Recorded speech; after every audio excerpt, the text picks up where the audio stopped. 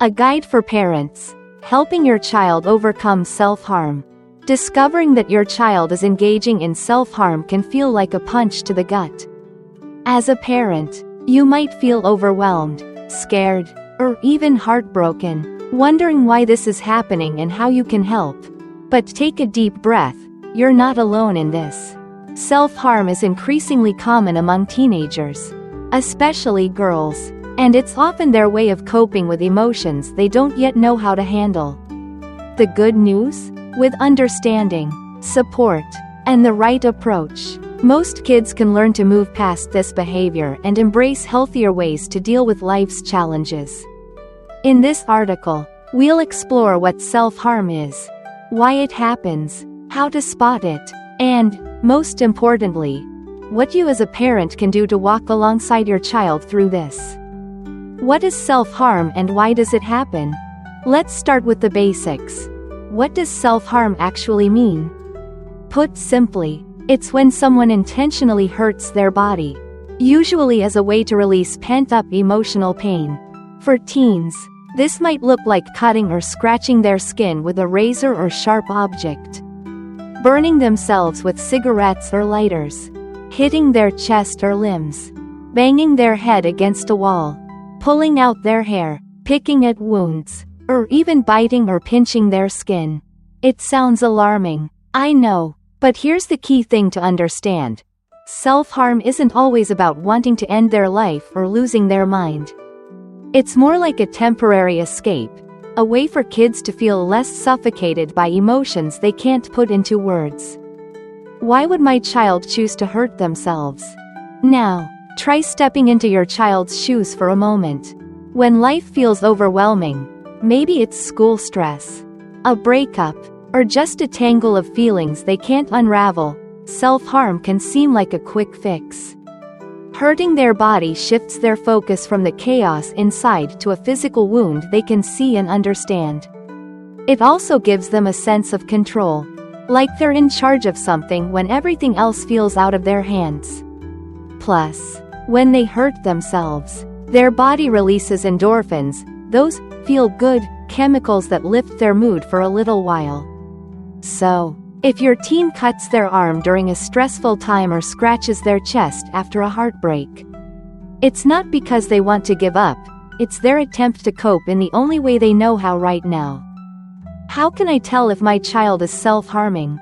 Spotting self-harm isn't always straightforward because teens can be really good at hiding it. But if you pay close attention, there are clues. Do you notice unexplained cuts, scratches, or bruises, especially on their arms, legs, or stomach? Is your child wearing long sleeves or pants even in hot weather? Maybe they're using a lot of bandages or seem to get accidental injuries more often than usual. Other signs might include withdrawing from friends, being moodier than normal, or changes in eating or sleeping habits. Don't jump to conclusions, but if something feels off, it's worth gently checking in with them. What should I do if I think my child is self-harming? The moment you realize your child might be self-harming, your instinct might be to yell or demand answers, but hold on. How you respond right now matters a lot. Here's what you can do to help. Start by talking to them gently. You might say something like, "I noticed some marks on your arm. Did you do that to yourself?" This shows you care without coming across as judgmental. Next, listen and validate their feelings.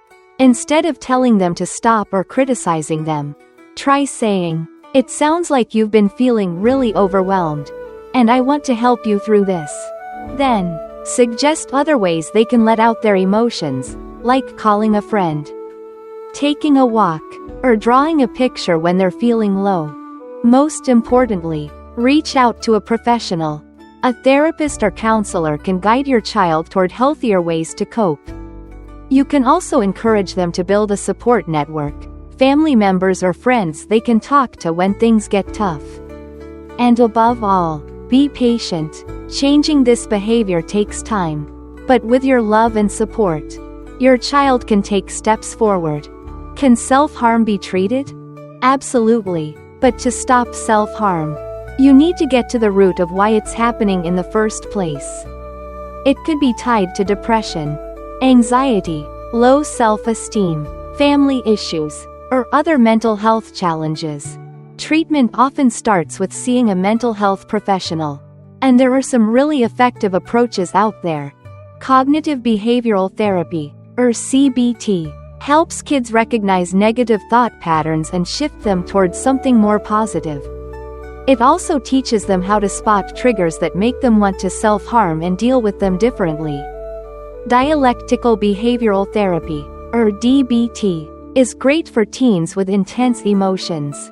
It blends accepting their feelings with learning new ways to act, helping them move away from self-harm over time. And then there's mindfulness, like meditation or yoga, which can teach kids to observe their emotions without getting swept away by them. Reducing the urge to hurt themselves. Work with a professional to figure out what's best for your child. Helping your child find healthier ways to cope.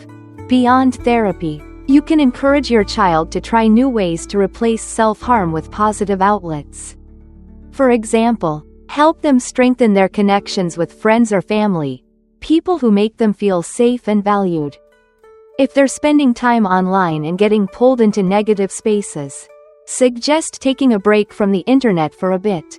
Exercise is another great option, whether it's running, biking, or just walking. It boosts those feel-good endorphins naturally. And don't overlook creative activities like writing, drawing, playing music, or dancing. They're powerful ways for kids to express what's going on inside without turning to pain. A final word for parents. Walking with your child through self-harm is no easy task. There will be moments when you feel helpless. But every small step you take is a gift to your child. With patience, love, and the right support, your child can find their way back to a brighter place. You don't have to do this alone. Lean on family, friends, and professionals to help you both along the way. The road might be long, but the destination, a healthier, happier future for you and your child, is worth every effort.